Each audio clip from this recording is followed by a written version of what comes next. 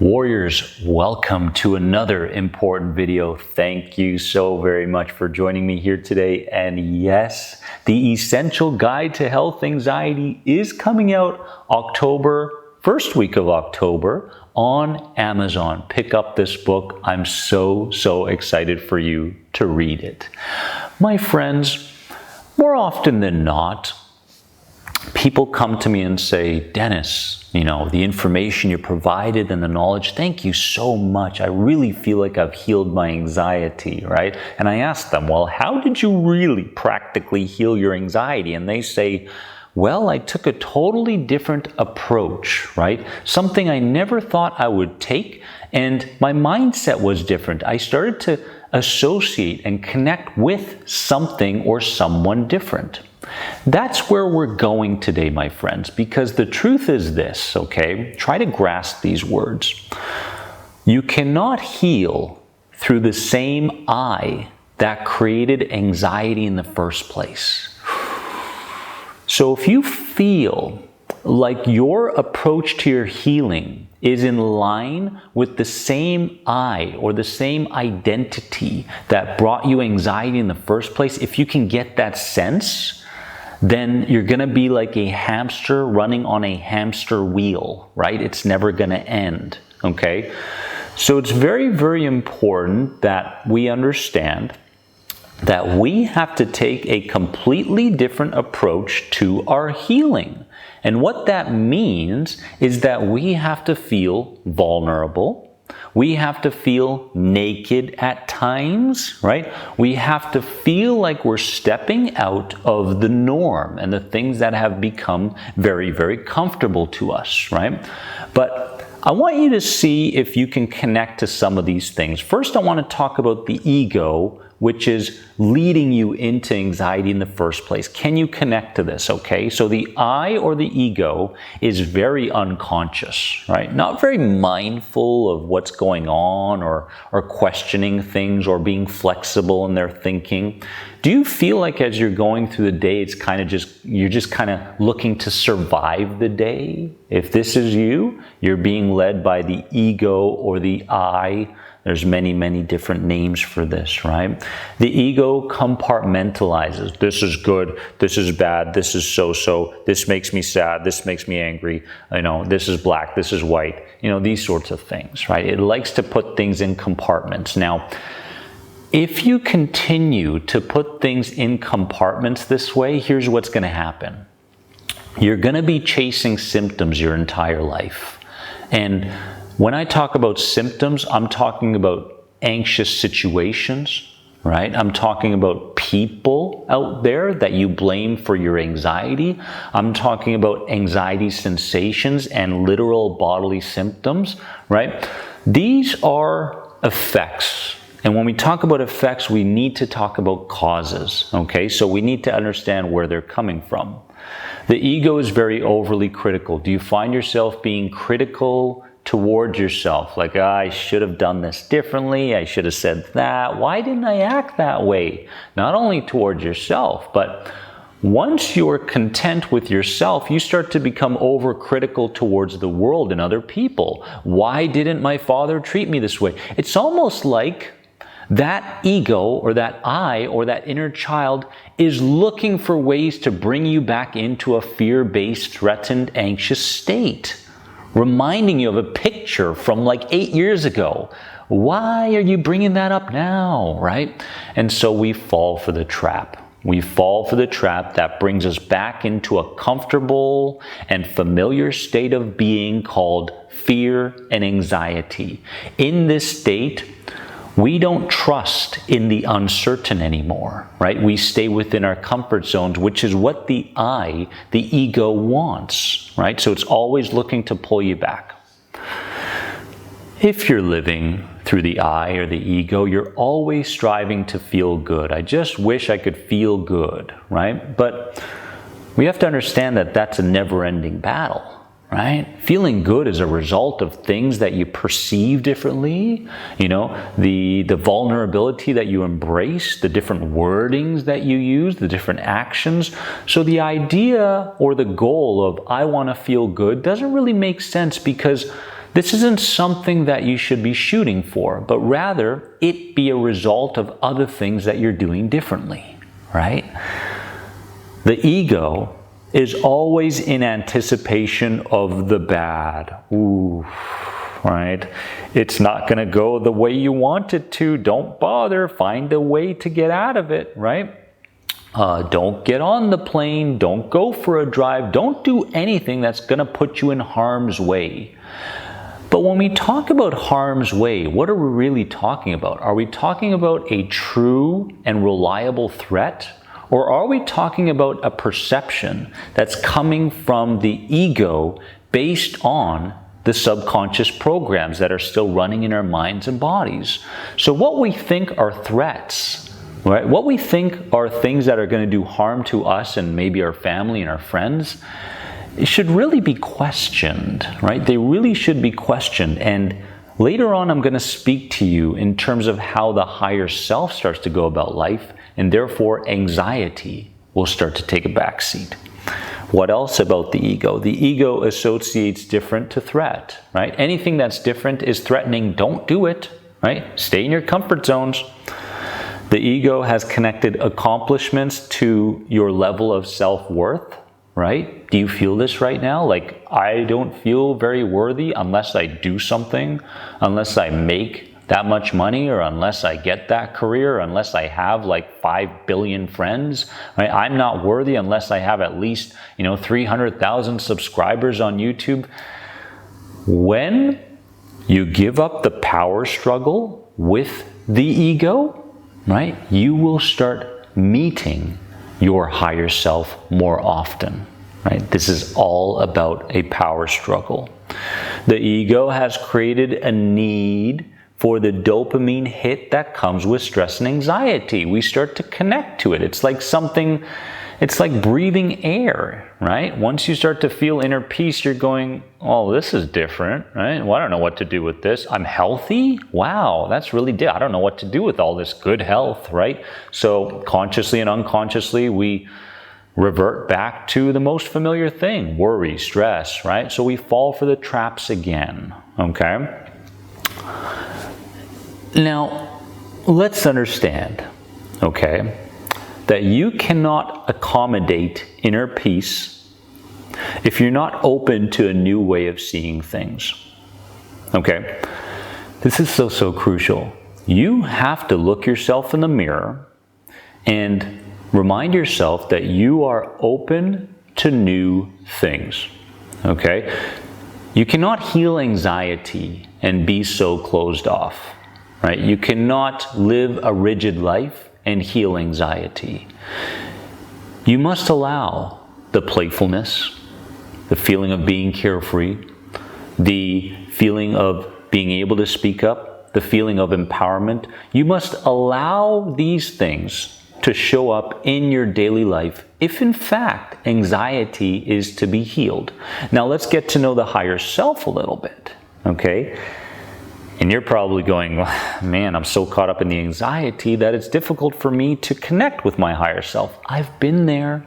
But just the simple introduction to a different you, right, will set you on a path of discovery and reflection and curiosity. So you don't have to do everything perfectly right now, right? You don't have to understand everything right now. Just be open to it, right? That's enough.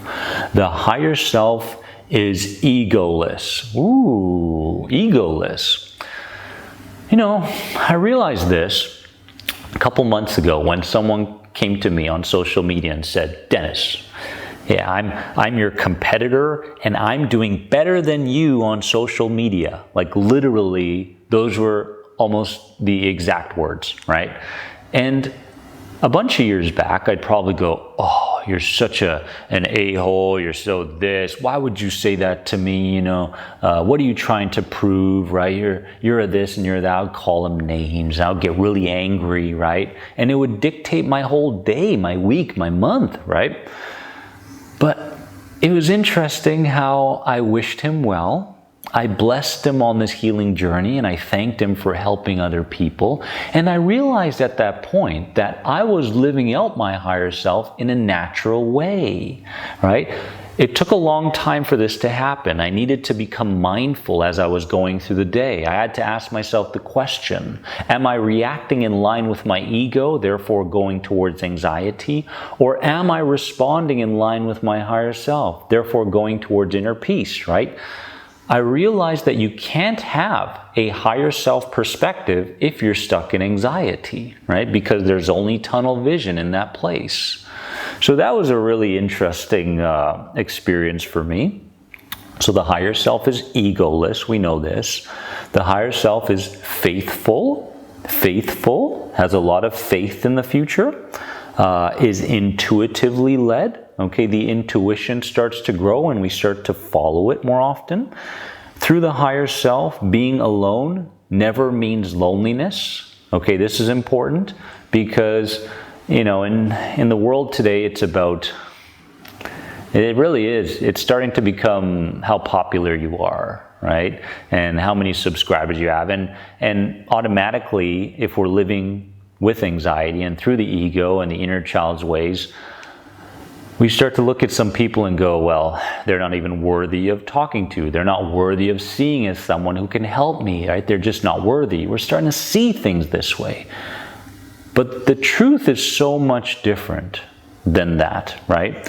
So that's an important point to make. And through the higher self, we are open to, as I mentioned, we are open to new experiences. The higher self allows good feelings to show up as they may out of a newfound clarity and progress, okay? So the main focus here is let's make progress. Let's gain a higher degree of clarity around what this anxiety thing really is, and therefore all the things that I want will be a result of those things, right? So as you can see through the higher self, it's not so much I want to be happy, I want to have fun, all these sorts of things. It's let's focus on progress, let's focus on clarity, and let's leave the good feelings to when they want to arise, okay? The higher self no longer anticipates the bad, since they have given up the need to control and be certain about what's to come. If you're living through your higher self, you trust in the future, no matter what that future is about. The interesting thing with the higher self as well is that the body is no longer the end-all be-all to a person's life, right? They start to see things in a much more energetic manner than the physical manner. If you're feeling this right now, well done. The higher self welcomes in the different, right, out of increased trust. So if it's a different kind of friendship, I'll embrace it. If it's a different kind of relationship, I'll embrace it. Heck, I keep eating the same foods and going to the same places. Today, we're going to try something different. So when you feel like you're embracing the new, this has a lot to do with growing into your higher self. So well done. The higher self no longer connects personal accomplishments to self-worth, since societal expectations are no longer the deciding factor for how worthy we should feel, okay? So it's not about how accomplished you are anymore with the higher self. It's not about how many people you connect with throughout the day, okay? It's not about any of these expectations that come from the ego mind anymore. The truth is that you get to a place where you're content with what you have, you're content with how you feel, right? And you're starting to see things differently than how you used to see them. You're going to notice that as you're living through your higher self, the whole process of life starts to slow down, right? You see everybody else around you gaining speed, going faster, living in a place of stress and anxiety, being caught up with their emotions. And there you are, having an emotion and not building on it, right? Having a catastrophic thought, but no longer building on it. Having some criticism shunned your way and questioning it, right? Knowing that the criticism is coming from another person who has to deal with their own root causes and has very little to do with you, right? So when we live through the higher self, everything starts to change. Everything starts to change. And I highly, highly recommend that as you're going through the day, you pay attention. You pay attention to how you're responding to the world or how you're reacting to the world. I like to keep these in two different places. Reactions are more so emotional and ego-based and inner child-based. Responses are more so coming from the higher self, right? And finally,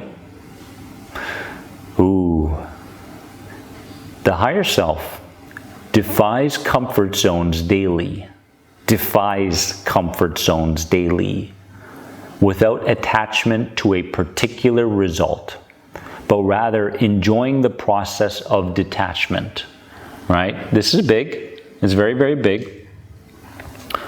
You're on a journey, okay? There's no such thing as good and bad, okay?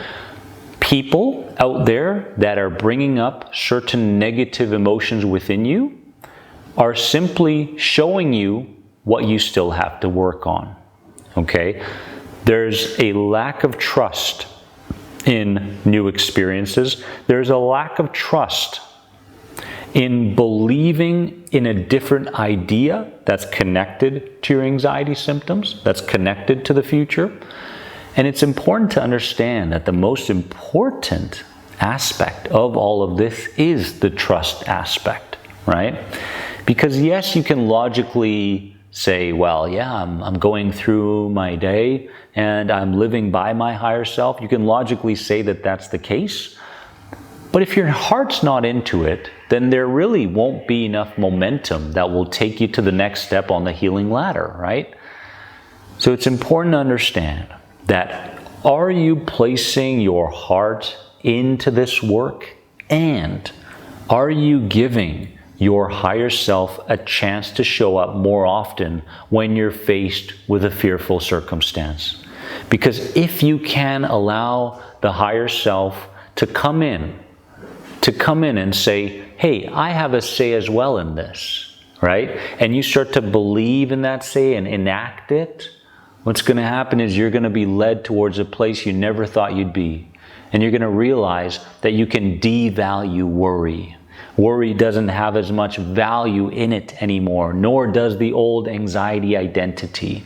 My friends, start to get to know your higher self better starting today and allow it to show up throughout the day. I promise you will not regret it, number one, and you will understand more deeply that this really is a journey, right? And you are courageous enough to step into this journey one day at a time.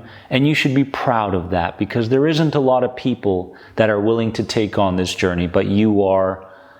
So remember that you are more than anxiety. Comment below on your greatest epiphany and we'll chat soon. Bye-bye.